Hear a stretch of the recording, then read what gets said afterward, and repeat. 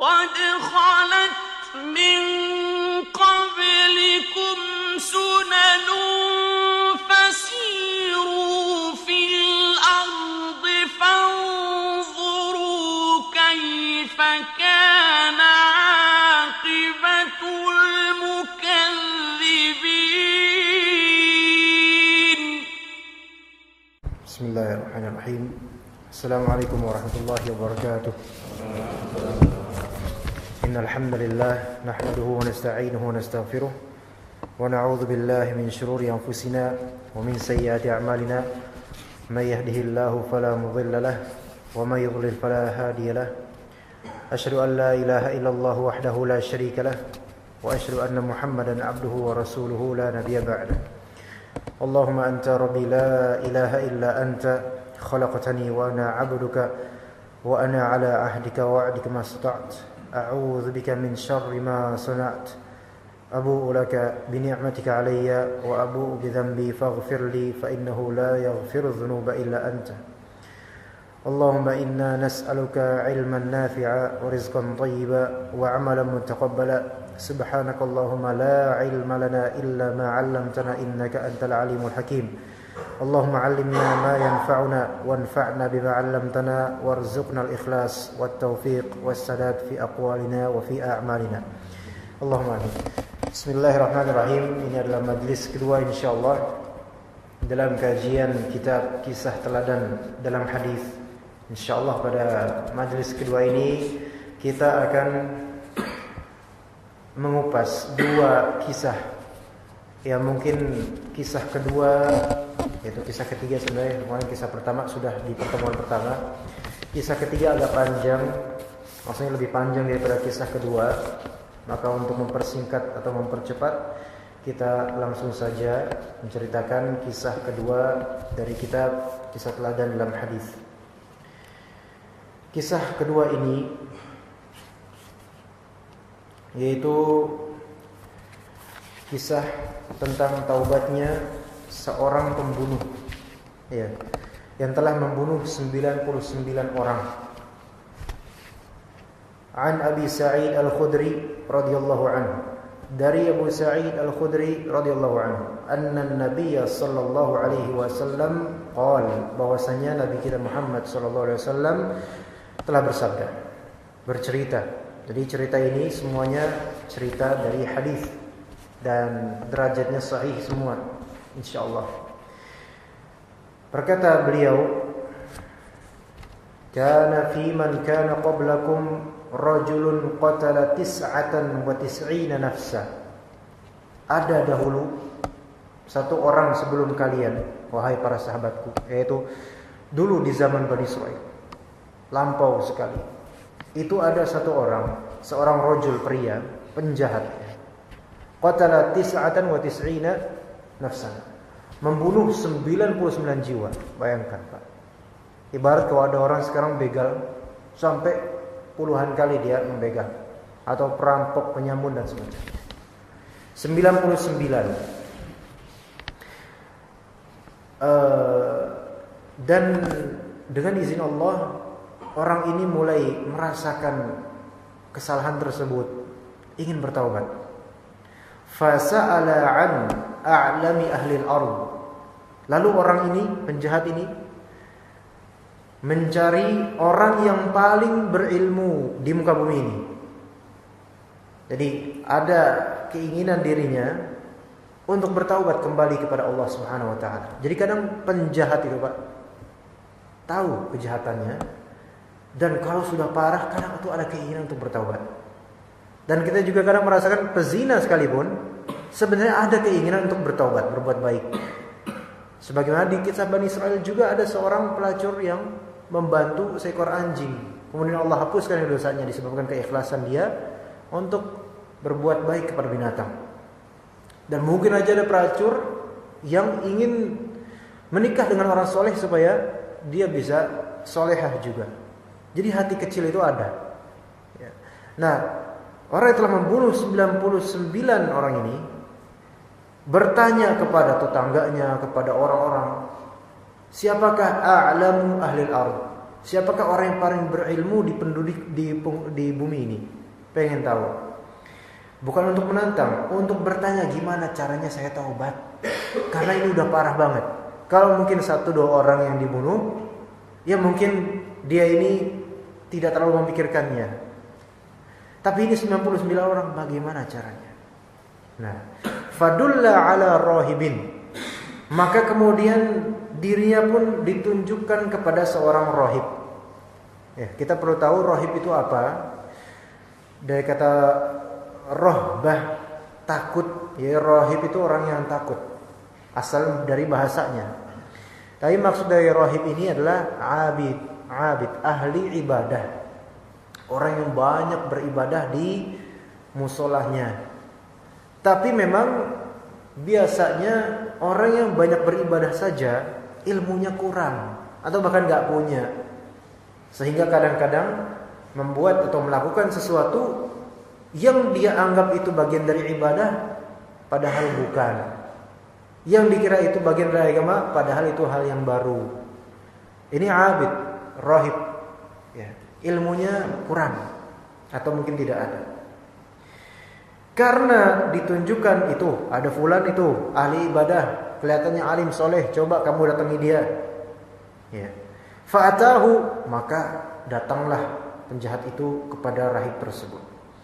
Faqal, innahu qatala 99 nafsah. Ia pun menceritakan kepada rahib tersebut, wahai rahib, saya ini telah membunuh 99 jiwa. Fahal lahu min taubah? Atau diterjemahkan aja enaknya, wahai rahib, ini saya bingung nih. Saya udah membunuh 99 orang dan saya sekarang sadar itu benar-benar kesalahan besar sekali dan saya takut kepada Allah. Apakah masih ada pintu taubat buat saya, wahai rahib? Ya. Jadi fitrahnya seorang yang jahil itu bertanya kepada yang lebih berilmu atau kelihatan berilmu. Fitrahnya begitu, Pak. Nah, maka faqal, spontan rahib tersebut menjawab, la. Langsung dijawab apa? La. Jadi rahib itu udah merasa empat juga dengan orang ini. 99 orang mau taubat, nggak ada pintu taubat buat kamu. Nah, ini jangan sampai ngomong kayak gini ya. Semua makhluk Allah yang berakal di muka bumi ini selain iblis, kejahatannya seberapa pun ketika hidup, selama masih hidup masih dibukakan pintu taubat. Jadi kalau misalnya sekarang kita ini dosanya sebesar bumi sekalipun, masih mungkin gak bertaubat? Masih mungkin, Pak. Misalnya di antara kita maling, nyolong, ngebunuh, ngerampok, korupsi, masih ada gak pintu taubat selama ini? Masih ada. Alhamdulillah, karena Allah Ta'ala itu Maha Pemurah, ya, Tawwabur Rahim. Rahib itu langsung serta-merta tanpa pikir panjang langsung bilang, la, nggak ada pintu taubat buat kamu.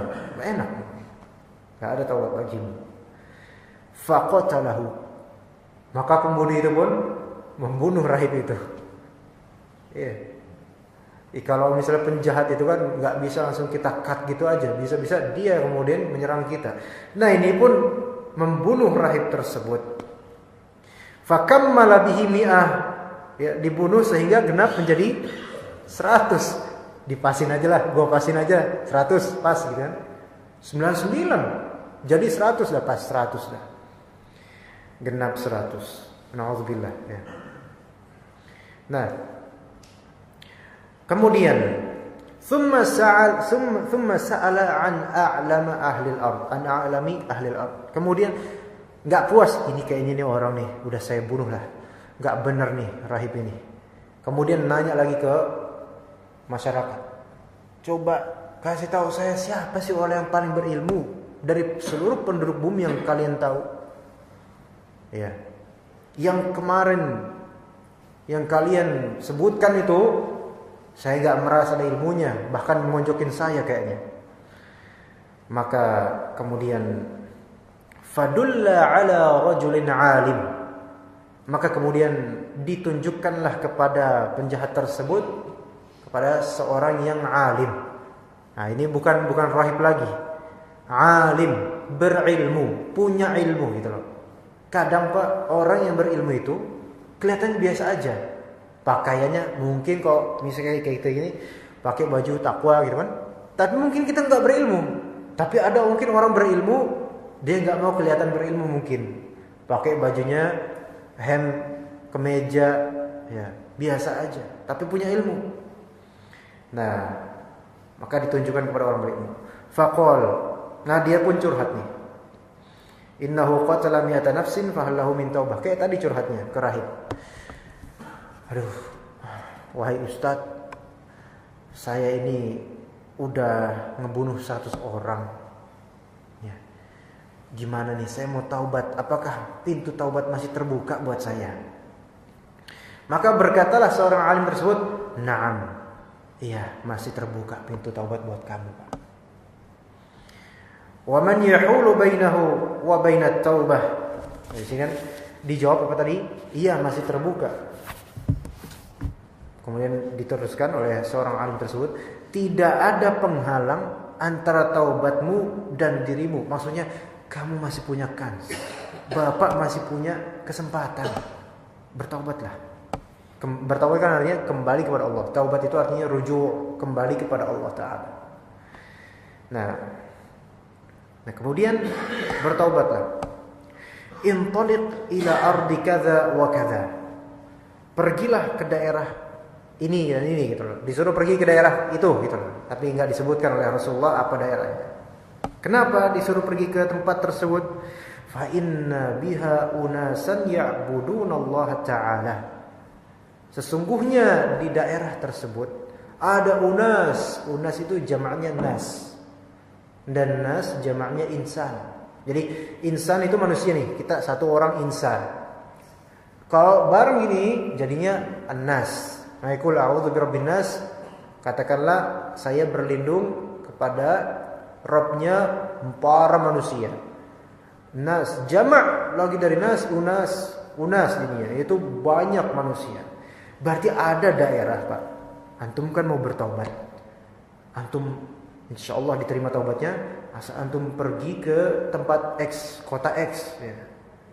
Nah, di kota itu tuh banyak banget manusia, Pak, yang ya'buduna Allah Ta'ala, yang mereka itu menyembah Allah Subhanahu wa taala, bertauhid. Fa'budillaha ma'ahum. Maka antum ke sana ya, beribadahlah kepada Allah sama bareng sama mereka. Wala tarji' ila ardika. Dan jangan kamu pulang kampung. Jangan balik ke tempatmu. Nah, ini ilmu nih. Fa innaha ardusu. Sesungguhnya tempat kamu itu tuh jelek, banyak penjahatnya. Kenapa kok disuruh pergi ke sana? Hijrah.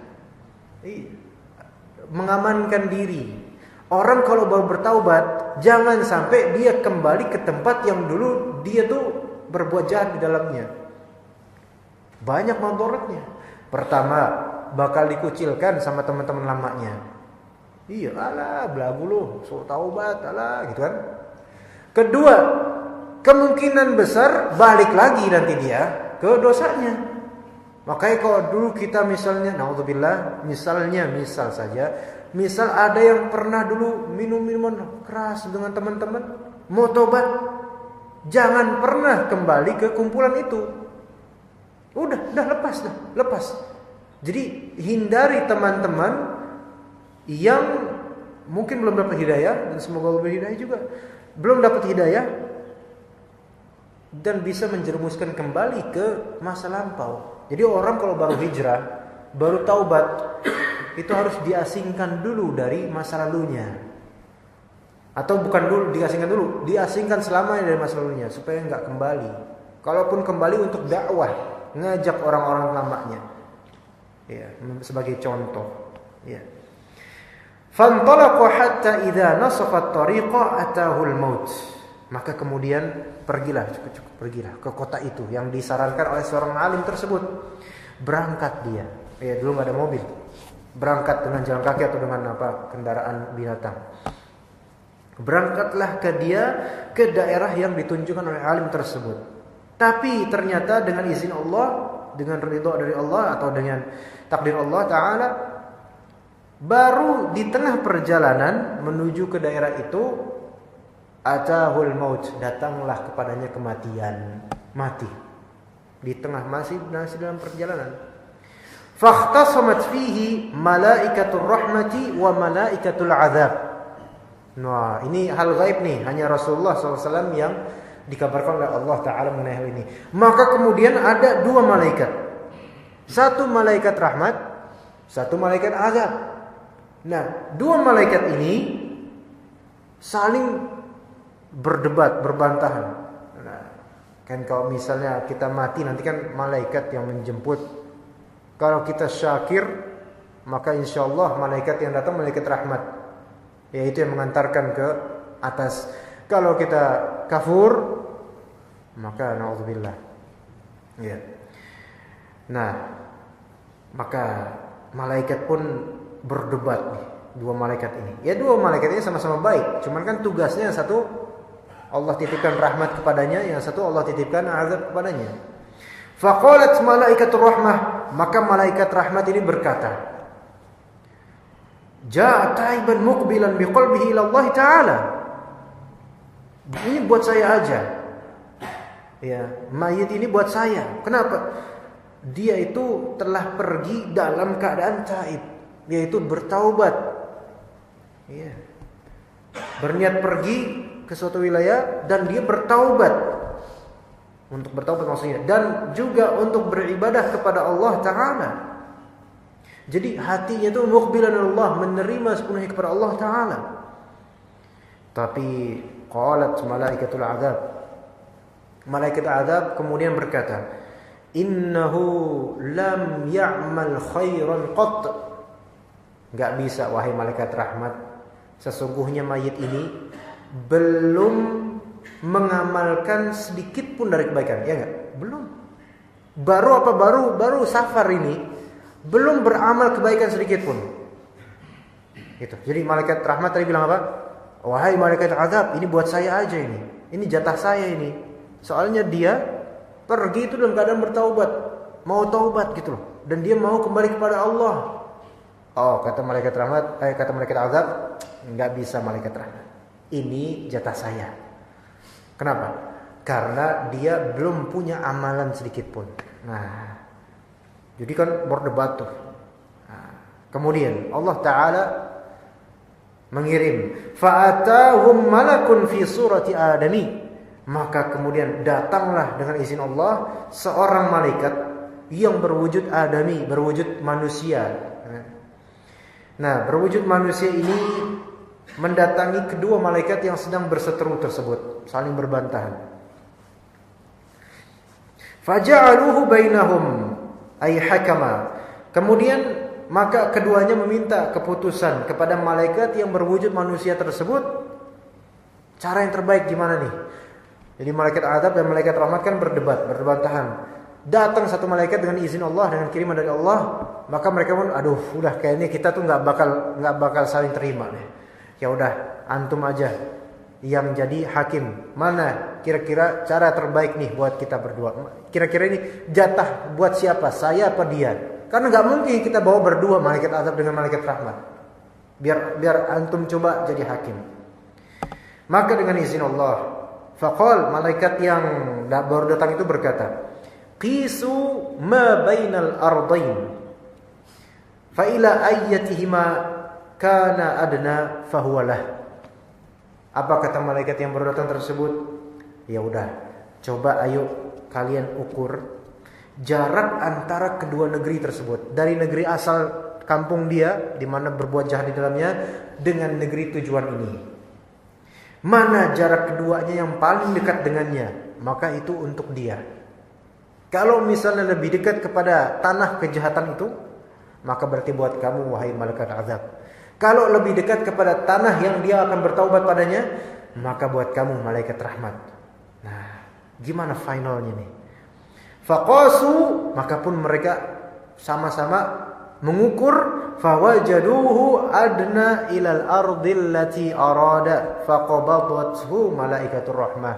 Setelah diukur-ukur, ternyata mereka sama-sama menemukan orang ini dengan izin Allah lebih dekat ke tanah yang dia tuju. Berarti lebih dekat kepada taubat kembali kepada Allah. Maka malaikat rahmat pun mengambil jiwanya, ya, nafsnya, kemudian dibawa ke langit, yang kemudian dibawa kembali ke bumi, ya, di alam barzakh. Nah, faedahnya banyak nih, Pak. Faedah terpentingnya adalah bahwa pintu taubat masih terbuka buat yang masih bernafas. Alhamdulillah. Alhamdulillah. Dan Allah Ta'ala itu, kalau misalnya kita pun dosanya sebesar langit dan bumi, kalau kita mau taubat sekarang, Allah akan ampuni. Ya, taubatnya misalnya berdosa kepada Allah, maka Allah ampuni selama benar taubatnya. Taubatnya benar-benar pengen kembali kepada Allah, kemudian menyesali, kemudian berjanji tidak akan melakukannya lagi, Allah akan ampuni, kecuali kalau misalnya dosanya sama manusia. Nah, ini tambah lagi satu syarat, minta maaf. Minta maaf. Nah, kalau misalnya berkaitan dengan hak harta manusia, tidak cukup minta maaf. Dia meridhoi atau enggak harta yang kita ambil misalnya. Yaitu misalnya kita pernah dulu ngambil sekian rupiah, kita kembalikan. Lah gimana nih kalau misalnya saya dulu waktu masa muda, misal saya pernah ngambil gorengan di kantin setiap hari misal mungkin ada terjadi di kita gitu. 5 setiap hari gorengan tuh saya tilepin. Saya misalnya 3 ngambilnya, ngomongnya saya 1 doang belinya gitu. Berarti nggak tahu berapa nih. Itu gimana caranya? Bisa nggak sekarang? Kalau misalnya nalar, nggak bisa, udah nggak mungkin, nggak bisa. Taubat minta ampun sama Allah. Terus kemudian penjaganya warungnya mungkin udah meninggal dulunya. Nggak tahu sekarang dia di mana, kalaupun masih hidup. Gimana caranya? Kita sedekahkan harta kita, kita ukur kira-kira berapa sih gitu kan? Berapa sih kira-kira dikiaskan dengan sekarang? Walaupun mungkin udah lupa saking seringnya. Misalnya ya udah 2 juta lah, anggap ya 2 juta kita sedekahkan atas nama orang tersebut, hak orang tersebut. Nah terus kan tapi kan udah infakin aja atas nama dia, bukan atas nama kita. Dengan niat aja, mungkin nggak perlu kita misalnya mau infakin masjid. Sama Degami bilang, nih Pak, saya dulu pernah nyolong gini, nggak usah dikabarin, nggak cukup. Ini ada infak dari hamba Allah gitu loh. Tapi dalam hati, karena Allah Ta'ala itu alimun bidzatis sudur, maha tahu atas apa yang di dalam dada. Dan nanti di hari kiamat akhir, wa hussila ma fis sudur, akan ketahuan yang di dada-dada. Jadi tenang, Allah Ta'ala maha tahu. Nggak perlu, bahkan nggak boleh sebenarnya diceritakan. Saya ini pernah dulu nyolong loh. Nggak usah. Ya nggak usah, kecuali dalam konteks ini kepada seorang berilmu misalnya, Pak Ustadz, saya ini dulu pernah gini. Private ya, nggak di publik, nggak, private aja. Pak Ustadz, saya dulu pernah gini. Gimana solusinya? Nah ini baru boleh. Tapi kalau ngomong kepada sesama orang yang tidak berilmu, ya nggak bisa, karena nggak bakal ketemu solusi. Dan juga takutnya nanti orang tersebut akan menyebarkan aibnya. Itu hadis atau cerita kedua atau cerita pertama di majelis ini. Kita lanjutkan ke cerita ketiga. Cerita ketiga ini memang agak panjang sedikit. Tentang tukang sihir, pemuda, dan seorang rahib. Rahib yang tadi kita bilang rahib tukang ahli ibadah. Tapi rahib ini insyaallah, rahib yang cerita yang berikut ini ada ilmunya. Beda dengan rahib yang tadi. Ya, rahib yang tadi nggak punya ilmu, makanya fatwanya itu bikin dia mati akhirnya. Ya. Baik, kisah yang ketiga. An Suhaib bin Rumi, dari sahabat Nabi SAW, Suhaib Ar-Rumi radhiyallahu anhu. Anna Rasulullah sallallahu alaihi wasallam qala. Rasulullah SAW bersabda, kana malikun fi man kana qablakum wa kana lahu sahirun. Pada zaman dahulu ada seorang raja yang mempunyai seorang tukang sihir. Ya. mempunyai seorang tukang sihir, laki-laki itu, penyihirnya laki-laki. Jadi raja itu punya penyihir. Falamma kabira qala lil malik.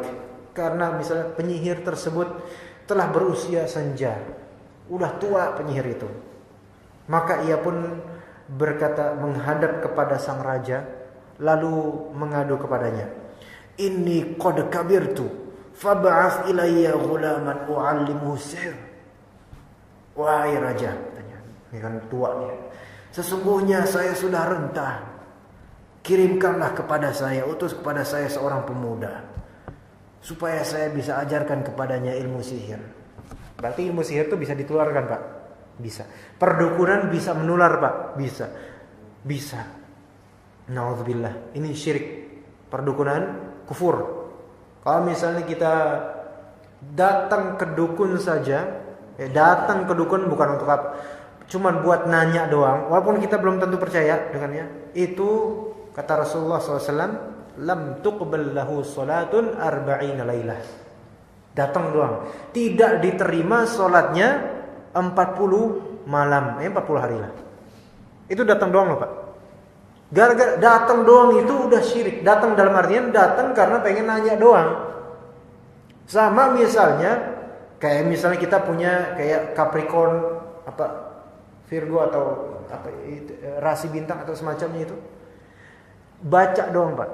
Baca doang, belum tentu percaya. Baca doang, saya ini Pisces nih. Apa sih kira-kira? Baca doang, besok dapat pacar, kayak gitu tuh. Itu baca doang, nggak mengamini, nggak mempercayai. Itu sama dengan datang kepada dukun.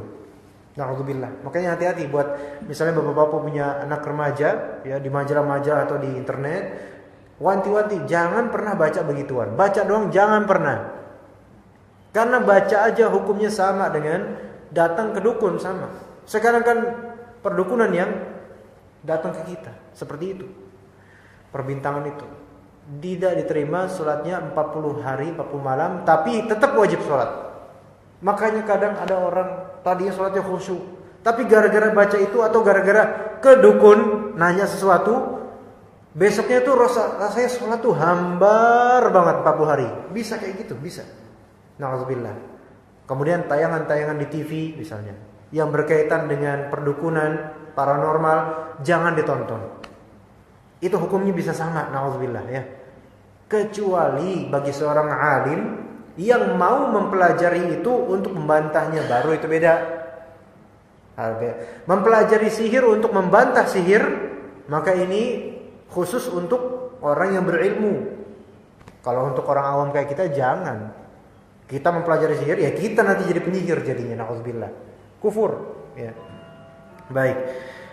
Tadi itu, saya udah renta, saya mau meninggal kayaknya lama lagi. Enggak lama lagi. Tolong, kasih saya satu pemuda, penerus generasi, supaya saya bisa ajarkan kepadanya ilmu sihir. Katanya gitu. Nah, maka karena raja ini takut, ya kekuasaannya goncang karena tidak ada sihir lagi, penyihir lagi, ya. Akhirnya faba'atha ilaihi ghulaman yu'allimu. Maka diutuslah kepada dukun itu seorang pemuda untuk diajarkan sihir. Wa kana fi tariqihi idza salaka rahibun faqa'ada ilaihi wa sami'a kalamahu fa'ajabahu. Tatkala jadi pemuda itu deal, kamu datang ke tempat sihir itu. Tatkala pemuda tersebut masih belia nih, pergi ke tempat tukang sihir. Oh, di tengah perjalanan dia melewati rumahnya seorang rahib yang berilmu. Ya, jadi di tengah perjalanan, kan dulu rumah jarang-jarang ada rumah seorang alim, rahib. Maka dia pun duduk di situ di rumah itu sejenak untuk mendengarkan ucapannya. Jadi mungkin majelis ta'lim atau apa gitulah ya. Atau gimana, mendengar ucapannya dan ia pun takjub dengan ucapan rahib tersebut. Wah, ini pakai ilmu nih kayaknya, bagus, bahasanya bagus, ilmu nih kayaknya. Nah, wa kana idza atas sahira marra birrahibi wa qa'ada ilaihi. Nah, itu jadi setiap kali ia pergi ke tempat tukang sihir, ke rumah tukang sihir, ia selalu melewati rahib tersebut, ziarah dan singgah. Nah, kemudian fa idza atas sahiru Darabahu fasyaka dzalika ila rahib. Maka tatkala ia terlambat, kan kadang terlambat nih, terlambat ke tempat tukang sihir karena kan ngasok dulu di tempatnya rahib itu untuk mendengarkan mau'izah, petuah. Kan terlambat di tempat tukang sihir itu, dipukulin sama tukang sihir itu. Kamu ini masih muda, pemalas, terlambat terus. Maka pemuda tersebut pun mengadukan kejadian tersebut. Fasyaka dzalika ila rahib, ngadu ke rahib tersebut. Nah, faqala, maka berkatalah rahib tersebut, "Idza khashita as-sahir faqul habasani ahli, wa idza khashita ahlaka faqul habasani as-sahir." Apa kata rahib tersebut? Nih, nak, saya akan memberikan solusi kepada kamu. Kalau misalnya kamu merasa takut kepada penyihir itu, ya, karena terlambat datang, maka katakan pada penyihir itu, keluarga saya di rumah telah membuat saya sibuk. Saya ada kerjaan di rumah gitu. Bohong, nggak apa-apa bohong kayak gini. Jadi apa? Nah, kalau kamu memang nanti datang ke tempat penyihir itu, jadi rahibnya tahu nih dia tuh safar ke tempat penyihir juga. Kalau kamu datang ke sana, kamu terlambat, kamu takut sama dia, bilang aja di rumah banyak kerjaan. Kemudian, kalau misalnya kamu pulang terlambat, terus keluarga kamu ngomel-ngomel, jadi keluarganya tahu juga kalau misalnya dia pergi ke tempat penyihir, ngomel-ngomel, ya udah kamu bilang sama keluarga kamu, itu tukang sihir, Pak Dukun bikin saya sibuk, Pak atau Bu. Ya. Jadi gitu. Itu solusinya. Kamu jalanin aja. Ya. Baik, kemudian faqal. Nah, kemudian fabainama huwa kadzalik id ata ala dabatin 'azimatin qad habasatin nas. Suatu ketika di tengah perjalanan ia mendapati ada seekor binatang yang sangat besar dan menghalangi jalan manusia. Entah binatang apa itu, entah ular atau apa gitu. Besar itu binatang, dan manusia jadi enggak bisa lewat situ, ngeri. Lalu ia bergumam di hati ini, ya, di hatinya bergumam. Faqala, al-yawma a'lamu as-sahiru afdal amir rahibu afdal. Pada hari ini saya akan buktikan. Ya, jadi ngelihat binatang itu gede, saya akan buktikan manakah yang benar, tukang sihir ataupun rahib tersebut. Mana yang benar? Saya akan buktikan nih. Nah, kemudian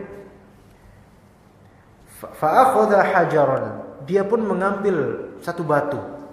Faqal, maka dia berkata, Allahumma in kana amrur rahibi ahabba ilaika min amri sahir faqtul hadhihi dabbata hatta yamdhi nas. Ya Allah, minta maaf.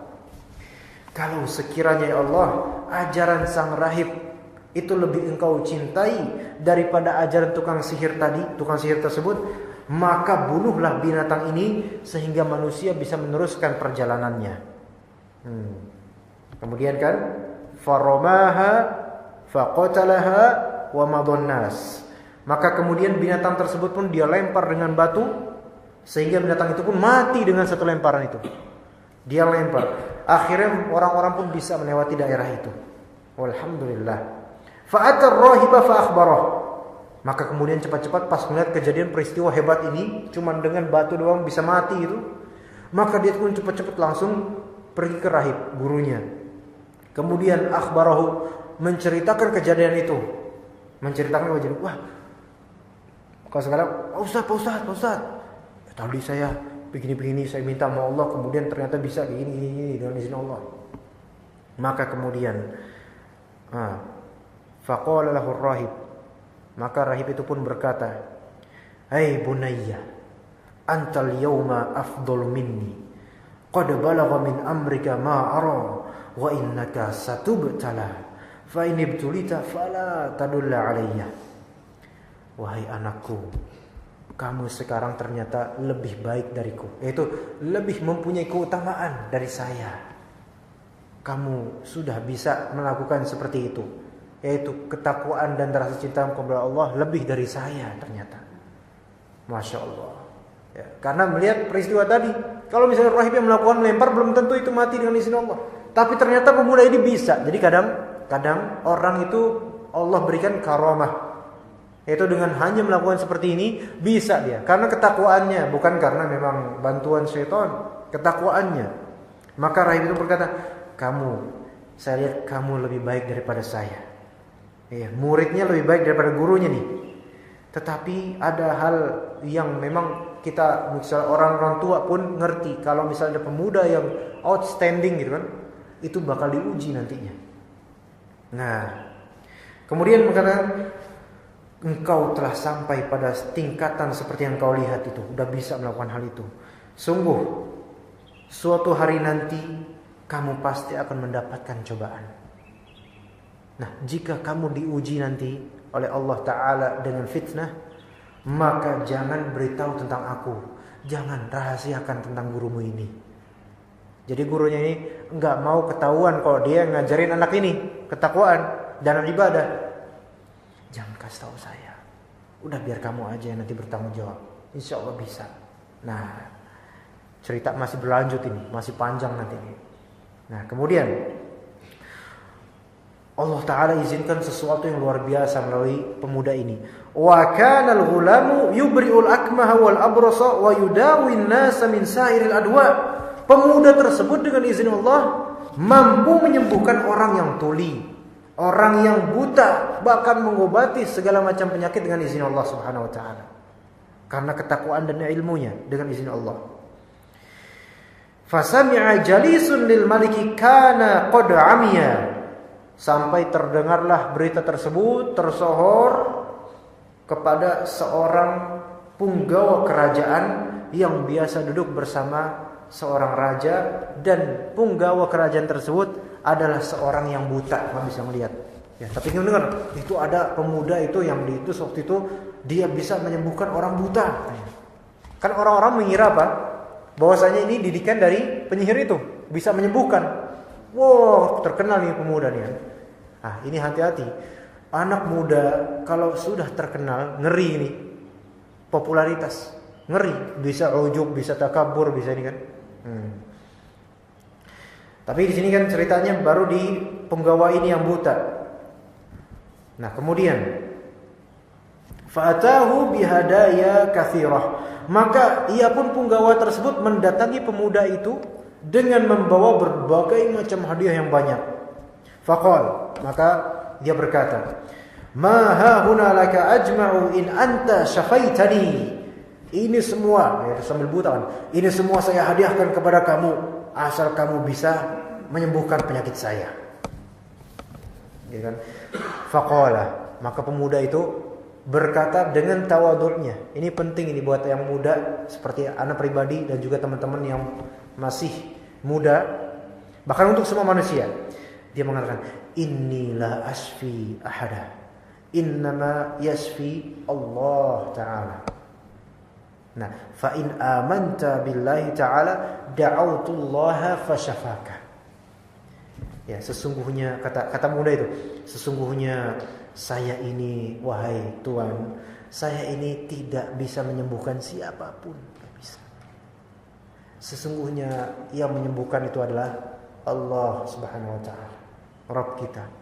Fa in amanta billah, kalau kamu wahai punggawa raja, wahai Tuhan, mau beriman kepada Allah, da'autullaha fasyafaka, maka saya akan minta kepada Allah dan Dia akan menyembuhkan kamu. Ini berarti seorang yang berilmu, doanya itu lebih mustajab daripada yang tidak. Iya, karena ilmunya, karena taunya Allah, karena ma'rifatnya kepada Allah Ta'ala. Makanya kadang misalnya kita kok udah lama doa kok gak dijawab-jawab, itu jangan mempertanyakan Allah mengapa gak menjawabnya, tapi tanyakan kita, apakah ketika kita berdoa benar-benar pakai ilmu apa enggak, gitu kan? Apa jangan-jangan kita cuma berdoa asal-asalan, Allahumma amin, Allahumma amin. Nah, itu kan hanya Allah. Kalau kamu beriman, kalau misalnya sampean mau beriman wahai Tuhan, Saya akan meminta kepada Allah dan Allah akan menyembuhkan Anda. Fa'amana billahi ta'ala fasyafahu Allah ta'ala. Maka kemudian dia pun punggawa itu tersebut beriman, baik, saya beriman kepada Allah Subhanahu wa taala Rabb kita. Kemudian Allah pun menyembuhkannya dengan izinnya melalui perantara pemuda tersebut. Fa'atal Malik, maka datanglah kemudian punggawa itu kepada Malik, kepada raja. Keesokan harinya, ya, ia pun datang untuk bekerja kembali. Fajalasa ilaihi, dan duduk di sebelah raja. Kama kana yajlis, bagaimana biasanya duduk, ya, sebagai punggawa raja.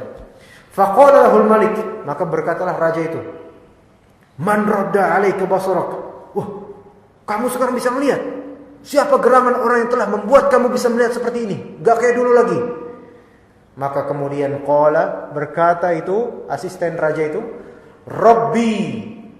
Apa jawabannya? Yang menyembuhkan siapa? Rabbku, Rabb saya, Allah Subhanahu wa taala. Belum dikatakan Allah, tapi berkata apa? Rabbi, Tuhan saya yang menyembuhkan saya. Maka apa kata rajanya? Walaka Rabbun ghairi? Saya maksud kamu, kan? Jadi kan dia menganggap dirinya apa? Tuhan. Na'udzubillah. Jadi asisten itu ditanya, Siapa kok bisa kamu sekarang bisa melihat? Siapa yang membuat kamu bisa melihat? Kata dia, Tuhanku. Tuhan kamu? Saya. Kamu punya Tuhan selain saya? Bukan saya yang menyembuhkan kamu. Kamu punya Tuhan selain saya? Dia tanya keheranan. Maka berkatalah asisten tersebut, qal Rabbi wa Rabbuka Allah. Rabb saya dan Rabb kamu wahai raja Allah. Fa'akhadhahu falam yazal yu'adzibuhu hatta dalla 'ala al-ghulam. Maka kemudian ditarik itu asisten, macam-macam, marah dia. Kamu ini Allah, Rabb kamu Allah, bukan saya, bukan aku. Ditarik dia, kemudian diazab, ya, disiksa itu asisten itu yang sudah sembuh. Disiksa sampai udah enggak tahan, akhirnya menunjukkan itu. Ya, saya sudah enggak tahan. Ampun, saya enggak tahan. Itu yang menyembuhkan saya dengan izin Allah. Itu anak muda itu. Nah, faji'a bil ghulam, maka pemuda itu dipanggil oleh raja. Wahai pengawal, datangkan pemuda ini kepada saya. Maka raja pun berkata kepada pemuda itu ketika sudah datang, "Hai bunayya, wahai anakku, qad balagha min sihrika ma tubri'ul akmah wal abrasa wa taf'al. Sungguh ilmu sihirmu telah mencapai tingkatan yang tinggi. Kamu telah mampu menyembuhkan orang yang buta. Kamu telah mampu menyembuhkan orang yang tuli. Sihir kamu telah tingkat tinggi. Banyak hal lain yang kamu lakukan. Kamu sudah begini, kamu sudah begitu." Nah, kemudian pemuda itu dengan ketakwaannya, pemuda itu kemudian menjawab, "Inni la ashfi ahada, innama yashfi Allah Ta'ala." Saya tidak menyembuhkan siapapun wahai raja, namun Allah lah yang menyembuhkan mereka semua. Masya Allah. Di depan raja ngomong kayak gitu, itu udah nantang itu. Nah kemudian fa'akhadahu falam yazal yu'adzibhu hatta dalla 'ala ar-rahib. Kemudian ditarik pemuda itu, digeret, diazab, disiksa sampai kemudian enggak tahan. Kemudian dia bilang, "Ya, saya punya guru itu rahib guru saya." Faji'a bir-rahib, maka didatangkan, wahai pengawal, bawa rahib tersebut kembali ke kita sini. Didatangkan. Fakhila lahu, kemudian dikatakan kepada rahib itu, raja, "Irji'an dinik." Apa kata raja itu kepada rahib tersebut? "Kembali kamu dari agama kamu. Enggak usah nyembah-nyembah yang itu. Kembali ke agama kamu. Sembah saya." Nah, kemudian fa'aba, rahib tersebut menolak. "Enggak, saya enggak mau. Fada'a bil minsyar." Lalu diperintahkan supaya diambilkan gergaji besi. Minsyar itu gergaji besi, ya. Pernah dengar mungkin cerita gergaji besi orang dibelah nih. Nah, fawudi'al minsyaru fi mafriqi ra'sihi. Lantas gergaji itu diletakkan tepat di atas kepalanya, dia terbaring gini. Dia ancam nih di atas kepalanya nih. Kayak misalnya kita mungkin gergaji potong gitu kan, buat motong pohon, na'udzubillahi. kan? Fashaqqahu hatta waqa'a shiqqah. Nauzubillah. Dibelah kemudian digergaji itu, digergaji itu rahim sampai tubuhnya terbelah menjadi dua. Jadi menjadi dua. Nauzubillah.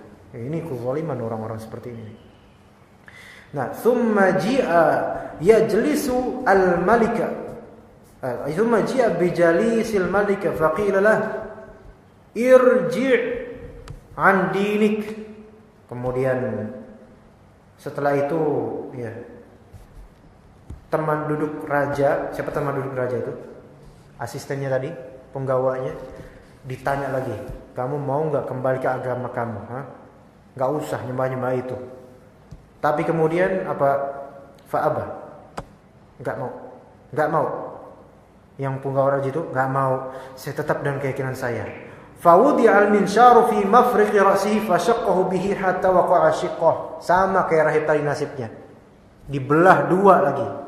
Thumma ji'a bil ghulam. Nah, sekarang nih, anak pemuda ini nih, terakhir nih, final. Kamu sini. Faqilalah, dikatakan kepada irji' an dinik. Kamu jangan lagi nyembah itu. Murtad kamu. Tapi pemuda itu tersebut menolak. Fa'aba, sama menolak juga alhamdulillah. Fadafa'ahu ila nafarin min ashabihi. Kemudian raja pun memerintahkan pasukannya supaya menggeret pemuda itu dan berkata kepada mereka, ya, idhabu bihi ila jabali kadza kadza. Hai kalian pasukanku, para pengawal, kalian bawa pemuda ini ke gunung itu. Fas'adu bihi al-jabal, naik ke gunung itu.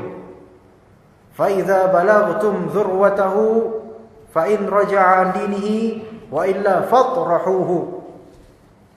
Kamu bawa ke atas gunung, tawarkan kepada pemuda ini. Kalau dia mau kembali dari agamanya, maka bawalah kemari dengan aman.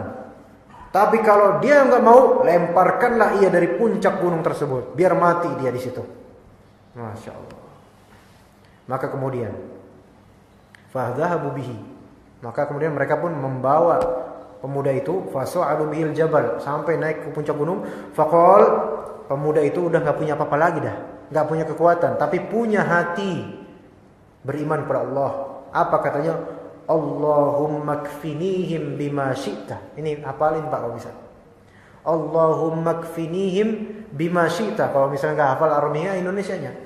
Apa artinya Indonesianya? Ya Allah, tolonglah saya dari kejahatan mereka sesuai kehendak-Mu ya Allah. Itu gampang kan? Kalau misalnya kita dalam keadaan terpepet kayak gini, ya, di tengah-tengah kurungan penjahat, ya Allah, tolonglah saya dari penjahat ini dengan kehendak-Mu ya Allah. Jadi kita menyerahkan perkara kepada Allah. Hanya Allah yang mampu dan kuasa untuk melumpuhkan mereka semua.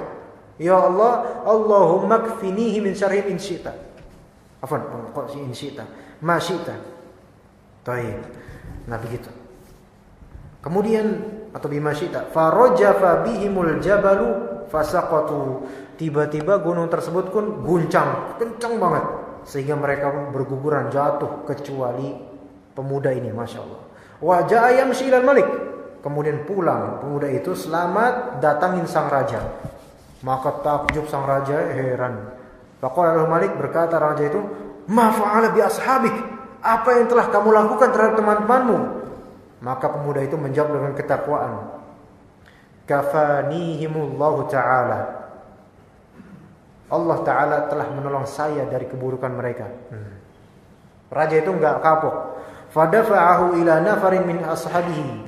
Lantas raja menyuruh lagi pasukannya, berkata, idhabu bihi fahmiluhu fi qurqurin wa tawassatu bihi al-bahr fa in raja'a an dinihi wa illa faqdhifuh.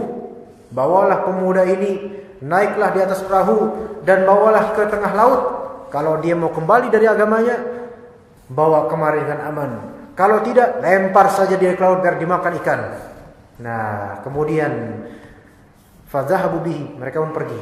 Nah, lagi-lagi pemuda itu berdoa, Allahumma kfinihi bima syi'ta. Ya Allah, tolonglah saya dari kejahatan mereka sesuai kehendak-Mu ya Allah. fan kafa'at bihimus safinatu fagharaqu wa jaa yamshi al malik. Kemudian perahu tersebut tiba-tiba terbalik sehingga mereka semua tenggelam, tapi pemuda itu Allah selamatkan. Masya Allah. Kemudian dia lagi-lagi datang ke raja, pulang. Sang raja makin geram, ini orang sihirnya ini mantap banget ini kayaknya, ya kan? Anggapannya raja itu. Faqala lahul malik, "Ma fu'ila bi ashabik?" Apa yang telah kamu lakukan oleh pada teman-temanmu? Kok bisa kayak gini? Maka pemuda itu menjawab, "Kafanihimullahu ta'ala." Allah Ta'ala telah menyelamatkan saya dari kejahatan mereka. Faqala lil malik. Kemudian berkatalah pemuda itu kepada Malik, akhirnya gini, "Innaka lasta biqatili hatta taf'ala ma amuruka bih." Apa kata pemuda itu? Sesungguhnya wahai raja, kamu gak bakal bisa membunuh saya kecuali kalau engkau menuruti apa yang saya perintahkan kepadamu. Sang raja penasaran. Ini susah banget nih mati ini anak muda nih. Ya, wa ma huwa? Apa itu? Ayo, apa itu? Katakan.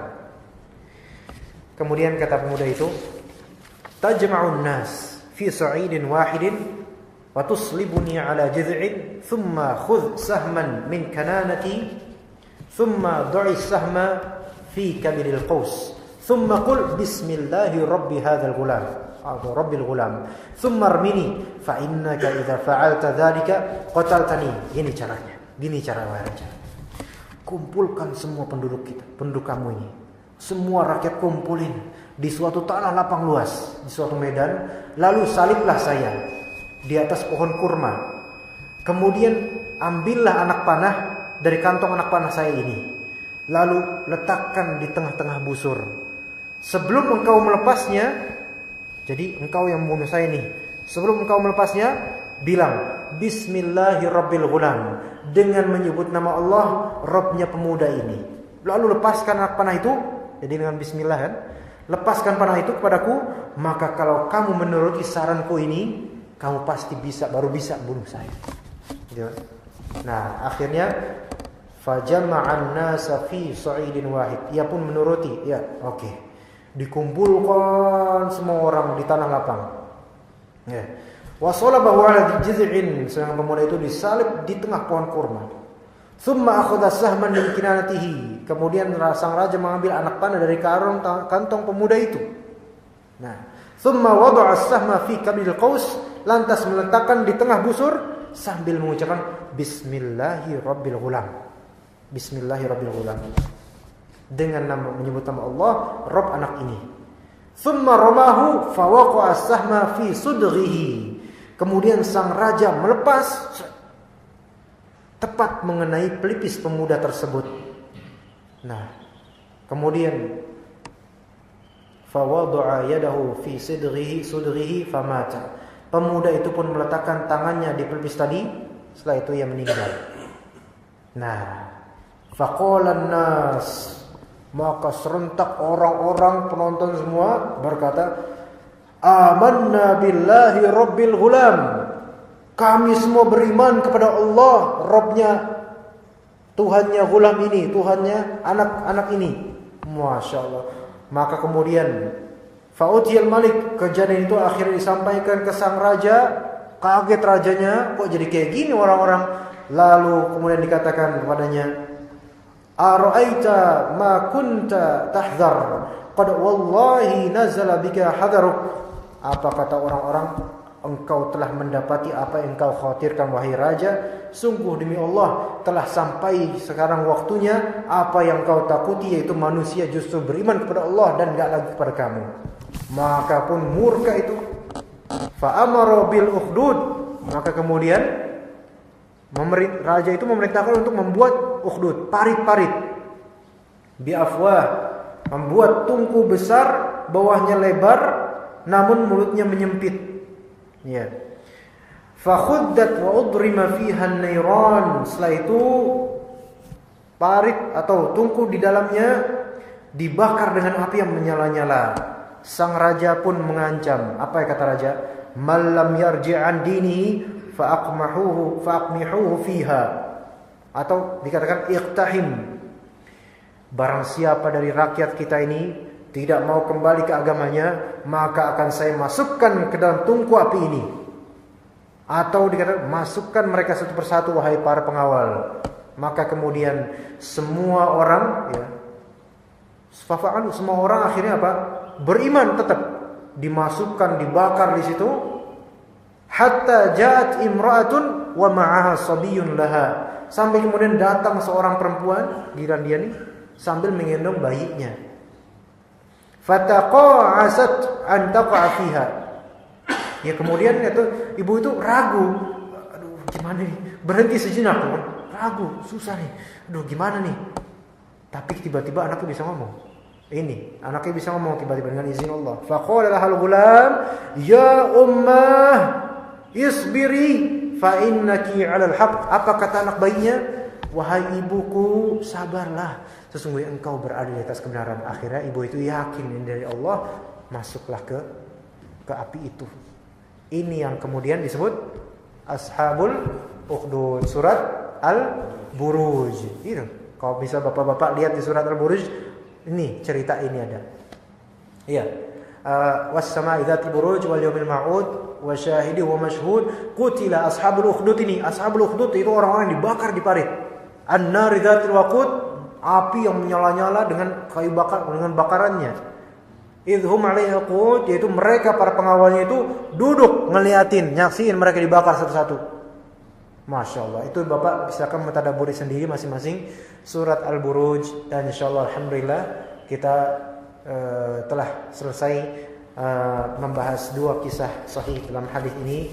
Semoga dua kisah ini bisa menambah keimanan kita kepada Allah dan Rasulnya, menambah rasa percaya kita akan Allah Subhanahu wa taala dan janjinya, kemudian mengembalikan kita kepada rahmat Allah Subhanahu wa taala, memberkahi kita dengan ilmu ini, dan kita memohon kepada Allah, ya Allah, jadikanlah keluarga kami sebagai keluarga yang mendapatkan hidayah-Mu ya Allah. Allahumma amin. Sesungguhnya majelis ilmu membahas ayat Al-Quran, membahas hadis Nabi adalah taman surga. Dan ketika kita sekarang berada di taman surga dunia, maka semoga Allah jadikan kita juga berkumpul di taman surga akhirat, surga Allah Subhanahu wa taala. Allahumma amin. Cukup sampai sini Pak ya. Ya. Terima kasih atas kehadirannya, juga panitia, juga DKM Masjid, dan juga semua yang hadir dari sini dari kaum muslimin. Kita sama-sama minta kepada Allah kebaikan, ilmu yang bermanfaat, amal yang soleh, dan rezeki yang halal, thayyib, dan berkah. Allahumma amin. Kita tutup majlis ilmu ini dengan doa kafaratul majlis. Subhanakallahumma wa bihamdika asyhadu an la ilaha illa anta astaghfiruka wa atubu ilaik. Wassalamualaikum warahmatullahi wabarakatuh.